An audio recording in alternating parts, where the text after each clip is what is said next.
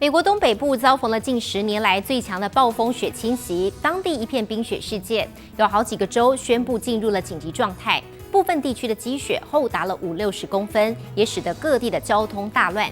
强风大雪导致了电力的系统受损，有数十万人无电可用。气象单位就警告了，这个周末呢还可能会有一波的暴风雪侵袭，居民仍然要严加戒备。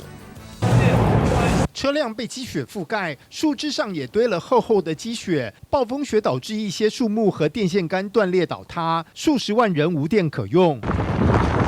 纽约时报广场风雪交加，知名街头艺人裸体牛仔伯克享受当下。炸弹气旋强袭美国东北部，超过6000万人收到冬季风暴警告，占全美总人口将近1/5。At least 7 states have received a foot of snow or more. And at least 4 states have been buried under at least 2 feet. 进入紧急状态的纽约州、纽泽西州以及康乃狄克州，一夕之间积雪超过60公分，10年难得一见。It's probably about the worst I've seen. I mean, I was here at the last big storm.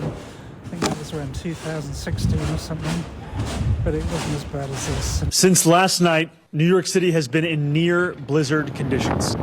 Conditions have begun to moderate.But there is still more to come. 波士顿风雪交加，能见度极低，车辆寸步难行。Don't go out if you don't need to.